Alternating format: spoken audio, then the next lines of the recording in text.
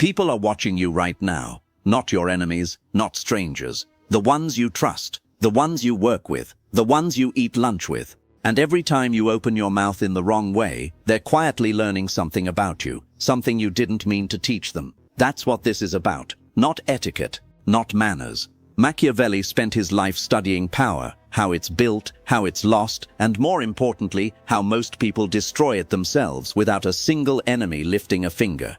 8 things done in public, and every single one of them is quietly working against you. Number 1, losing your temper. The second you snap, in a meeting, in an argument, in a conversation that pushed too far, you've given everyone in that room something they didn't have before. A map. A map of exactly where your edges are, exactly what breaks you, exactly which buttons, when pressed, will make you react instead of think. And people don't forget that. Not because they're all plotting against you. Most aren't. But the one who is, you just handed them a manual with your name on it.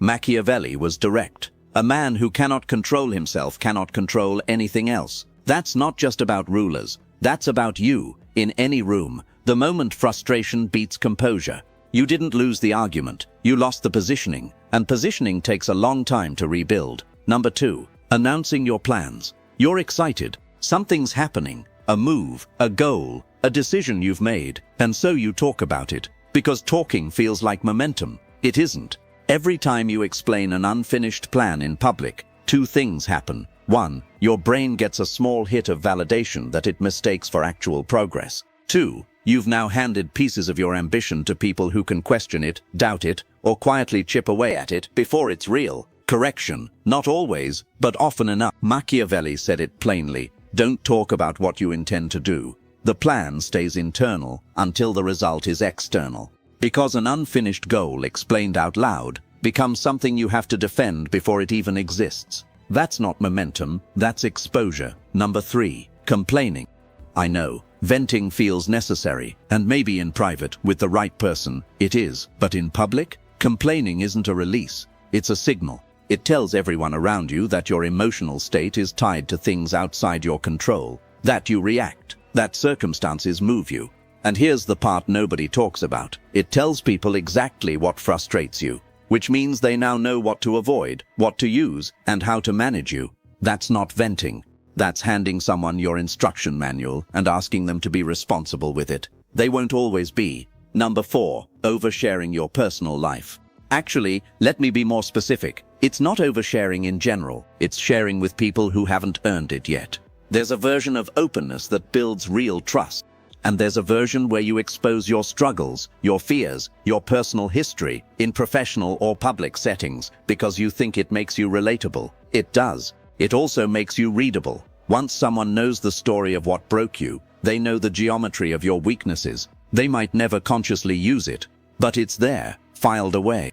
And tools that are accessible get picked up eventually, even by people who never planned to reach for them. Machiavelli watched this end careers, not through betrayal, just through information, quietly collected, patiently held. Number 5, correcting people publicly. This one gets smart people the most.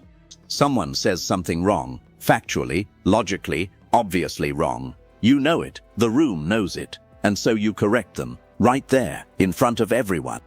You think you've shown competence. You've made an enemy. It doesn't matter if you're right. Being right makes it worse. Because you didn't just correct the mistake, you made the person feel small in front of an audience. And people do not forget that. They smile, they nod, they move on, and then they wait. Here's what Machiavelli understood better than almost anyone. A public humiliation, even a small one, creates a private grudge with no expiration date. The moment heals, the memory doesn't. If it matters, pull them aside. Let them save face. That's not weakness. That's how you keep allies instead of building quiet opponents. Number 6, showing desperation. Picture someone who wants something from you, a job, an approval, a reply, and every interaction they have with you radiates need. Messages come too fast, responses are too eager. Every ask carries a tension underneath it that says please. You felt that energy from someone, and what did you do? You stepped back, almost automatically, because desperation reads as instability, and instability reads as something you don't want near you.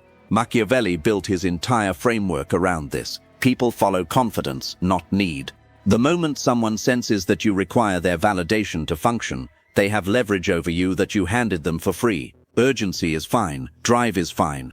But the second it leaks into desperation, and you'll know it has because you start justifying yourself before anyone asked, you've flipped the dynamic.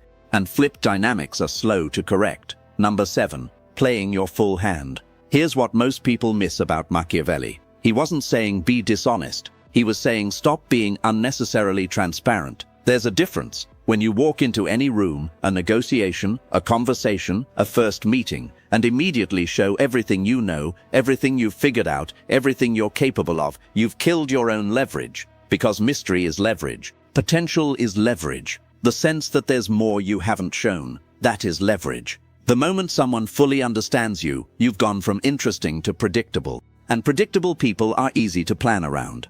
The quietest person in most rooms isn't quiet because they have nothing to say. They're quiet because they've learned something most people haven't. The information you haven't given is information you still own. Think about how many rooms you've walked into and immediately given that away, talking too much, over-explaining, proving yourself before anyone even questioned you.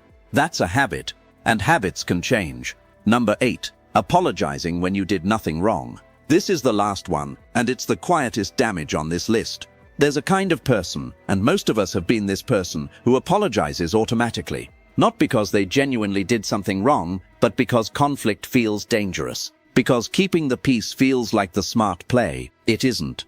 Every unnecessary apology sends one message. I am more afraid of your reaction than I am confident in my position. And people, consciously or not, adjust how they treat you based on that signal. Machiavelli watched this collapse leaders, not through one dramatic moment of weakness, but through small concessions stacked over time. Each one seemed harmless. Together, they rewrote the dynamic completely, until the person who was supposed to lead was being quietly managed by everyone around them. I'm sorry is a powerful phrase. Use it when it's real. Give it away for free, and it stops meaning anything, except that you can be pushed into retreat. So here's where this lands. 8 things, none of them dramatic. None of them obvious in the moment, but each one is a slow leak in how you're read, in how you're treated, in how much control you actually have over your own positioning. Machiavelli wasn't trying to make people cold, he was trying to make them see clearly. Most people walk into public spaces like the room is neutral, like conversations end when they end, like information disappears after people leave. It doesn't. Every room is a quiet study in what you reveal. And the people who are paying attention, and there are always people paying attention, they're not even doing it consciously. They're just building a picture, piece by piece. The question isn't whether they're watching. The question is, what picture have you already given them?